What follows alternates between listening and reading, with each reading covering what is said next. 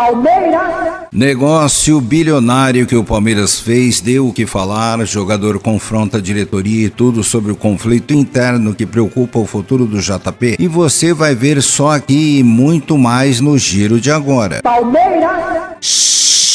Calem a boca. Calem-se, calem-se, calem-se. Foi mais ou menos assim essa mensagem que o Richard Rios passou ontem pra nós, pois ele fez um gol chorado e mandou a torcida calar a boca. É mais uma polêmica desse peladeiro que não aprende pelo jeito. E mesmo com o puxão de orelha do Abel, que pediu pro jogador evitar esse tipo de protesto, ele tornou a repetir com esse gesto negativo. E se fosse apenas isso, estava tudo bem, até porque pediu desculpas depois, mas o duro é esquecermos das lambanças que fez no clássico. E de acordo com todas as notícias que estão chegando a respeito disso, existe uma desconfiança enorme de que o fato esteja acontecendo de caso pensado, pois o jogador tem vontade de ir ainda para a Europa no meio do ano e ele sabe que se mantiver uma regularidade por aqui, dificilmente será liberado pela diretoria nos valores que clubes europeus estão dispostos a pagar. E para completar a notícia que foi repassada, além do Fulham, o Galatasaray despertou um interesse no jogador e houve uma consulta por ele dias antes do segundo jogo da final do Paulistoba, mas infelizmente sem muitos detalhes sobre o assunto. E que assim seja. Ok, pediu desculpas para a torcida, mas dentro da diretoria ainda o clima não é dos melhores. E quanto menos tempo esse peladeiro tiver à nossa frente, melhor será. E o duro mesmo é ver o torcedor que paga ingresso caro se submetendo a esse constrangimento horroroso. E além do mais, não é fácil ver um Zé Ruela que entrega gol querendo mandar a torcida calar a boca, né?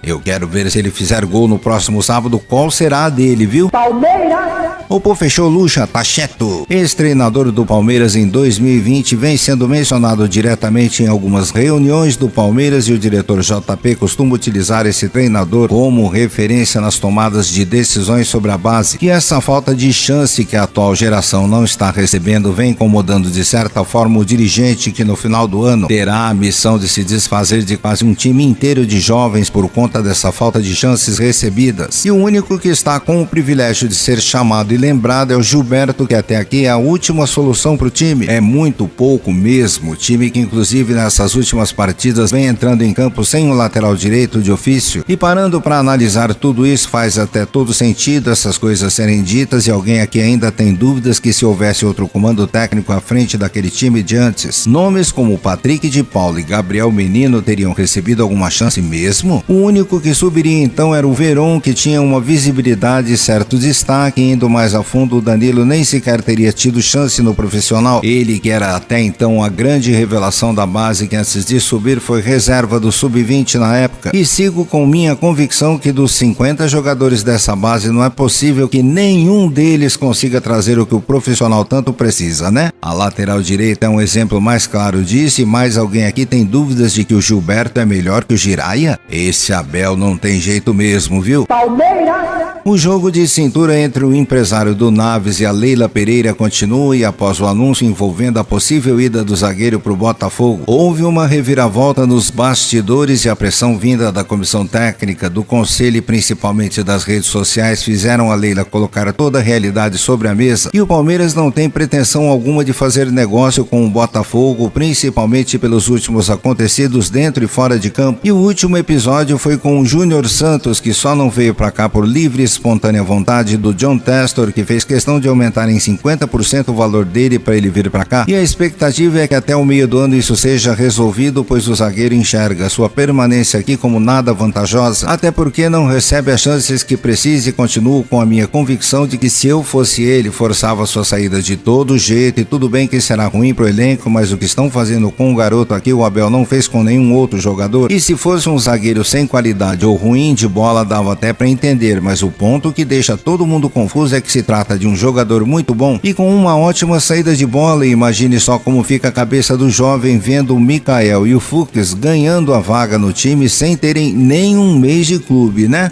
E isso é por demais revoltante, né? Palmeiras, Acabaram as desculpas e o clássico do próximo sábado é tido como uma resposta que o time precisa dar em campo para sua torcida. E o fato de ter perdido para um time pipoqueiro que não passou nem da pré-Libertadores incomoda demais ao Abel. E o discurso que o treinador tem apresentado nas coletivas defendendo o elenco é completamente diferente do Abel do vestiário. E a pressão para cima dos jogadores depois dessa final não para, e que assim seja mesmo, pois só vou acreditar em uma mudança quando aparecer o Paulinho e o Maurício de titulares. O Veiga saiu ontem pelo jeito com uma lesão parecida com a do Maurício e o Alan entrando mais vezes nos jogos, pois caso contrário disso seguirão apoiando, mas sem muita expectativa de melhora. E se há uma coisa que conheço no mundo da bola é que não dá para se iludir com o jogador que anda em campo. E outra notícia envolvendo esse clássico é que a diretoria está com um pouco de ansiedade sobre a quantidade de ingressos que serão vendidos, e o medo de sofrer uma queda no público por conta da Arena Barueri acaba preocupando um pouco a Leila, ela que transformou o estádio como segunda casa do Palmeiras, e até agora não recebeu um sinal positivo vindo dos palmeirenses, e tudo isso vai piorar ainda mais quando os rivais começarem a mandar seus jogos lá no Pacaembu, viu? Palmeiras, A notícia de agora vai deixar muita gente impressionada com a força do Palmeiras no mercado financeiro, e a festa da Victor Agro, a nova empresa que assumiu as costas do manto, está deixando parte da torcida assustada. E em menos de um mês de anúncio do acordo, a empresa conseguiu recuperar quase 70% dos 25 milhões que foram investidos no primeiro ano, números esses que fogem muito da realidade da maioria dos clubes, porque toda empresa que chega para somar ao Palmeiras sai com o bolso forrado e com a visibilidade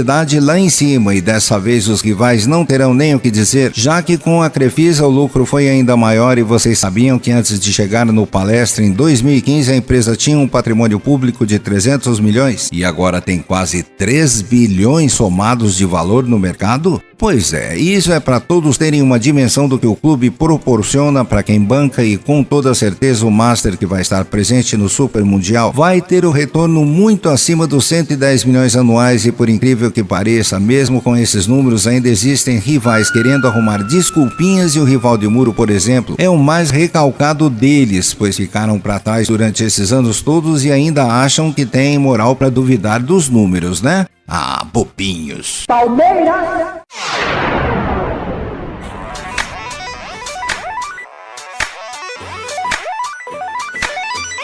Bom, eu tô ficando por aqui com o giro de notícias de hoje do nosso Verdão, e retorno amanhã, se Deus assim o quiser. Obrigado pelos views e likes para os nossos vídeo posts diários, e continuem assim, pois estaremos sempre juntos por aqui com essa nossa torcida apaixonada e que muito ama esse nosso Verdão em Deca campeão. Até amanhã e avante Palmeiras sempre, que de fato é campeão.